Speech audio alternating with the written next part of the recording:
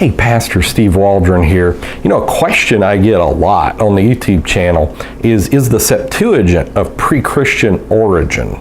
And, the basic answer to that is no, but it is around, it was created in its entirety. And what I mean by its entirety, from, what we call the 39 books of the Old Testament, from Genesis to Malachi, somewhere around the beginnings of the Christian era, it was created in Greek.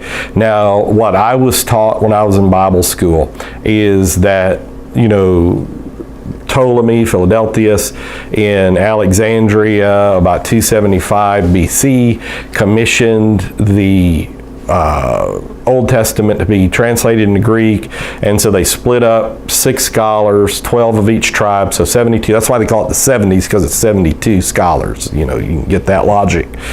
No, I don't either. Nobody does. But and when they came back, all 72 manuscripts of the translation were exactly alike, and this came from the letter of Aristees, which is an apocryphal letter. Now, thankfully, because of like Paul Cale and even Peter Ruckman saying, look, this didn't happen, this is all apocryphal, now really basically nobody believes that except Bible school students.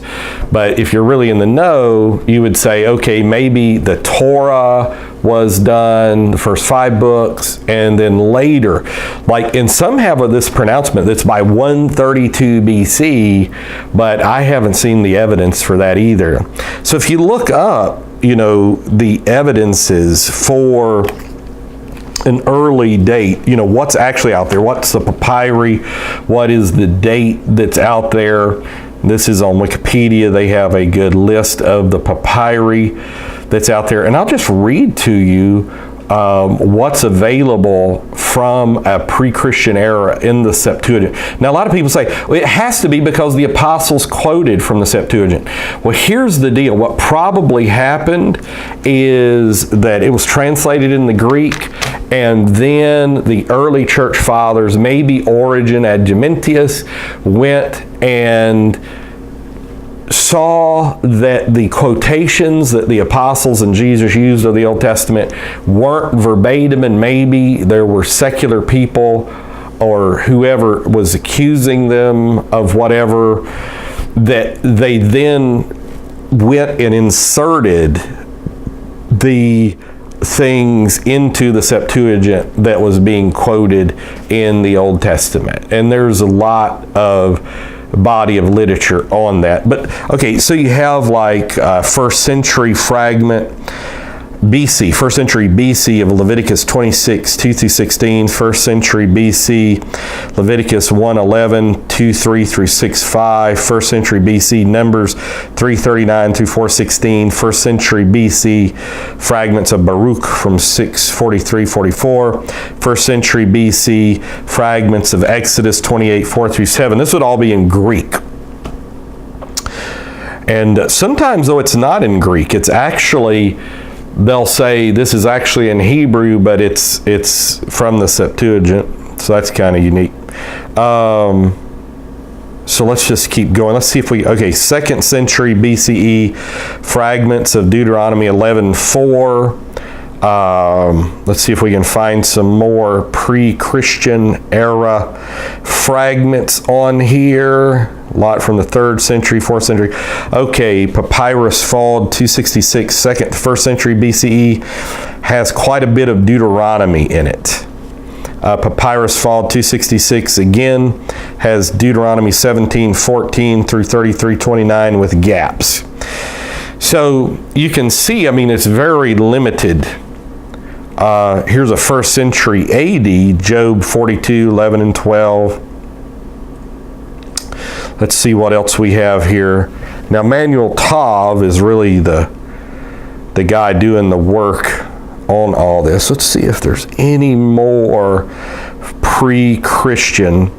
I think there may be a few more pre-Christian. This is a very long list that is here on Wikipedia. Yeah, here's another Papyrus Fald 266 from Genesis 3. It's got little tiny bits and pieces from Genesis 3 through Genesis 38. And then there's first century AD, first century AD, first century AD of fragments of the minor prophets. So anything that's beyond that, Papyrus Rylands 458. I like this Rylands. I'd like to go to his deal. He's got a few scraps, let's say 1, 2, 3, 4, 5, 6, 7, 8, 9, 10, 11, 12, 13, 14, 15 verses scattered from Deuteronomy, 2nd century BCE. I say BC.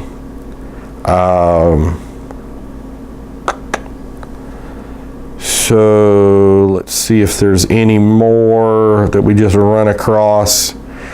Yeah, 10th century, on and so forth. So you can see the textual evidence is extraordinarily very pauce there. It's not abundant at all. A lot of people say, well, Josephus talks about it. Again, Josephus was writing in the latter half of the 1st century AD, so his history obviously could be wrong. The best book I've ever read on this to this point is David Daniels, and he's got a lot of great videos on this as well. And his book, I wish he'd have written it just a little better. Maybe it's just me. About his first 40 or 50 pages, real sketchy. And then when he begins to really bring the evidence is incontrovertible. And he would say he suspects Philo of Alexandria in the first part of the 1st century AD is the one that wrote it.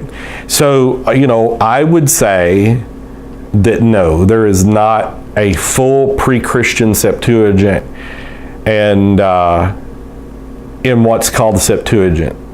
And it doesn't mean that many parts of the Old Testament weren't translated into Greek. Obviously it was, but the Jews only went with the Hebrew. They didn't go with the Greek at all. And so that still would prove very little textually critical. And I know our Orthodox friends, they base a lot of their Old Testament on the Septuagint. And even like Vaticanus and Alexandrinus are Septuagint based. I think even a lot of the modern translations, the reason they're so much shorter is like in Jeremiah, is because they would refer to the Septuagint. But I just think it's like evolution. It's kind of a modern hoax. So God bless. I'll talk with you later in Jesus' name. Love you much.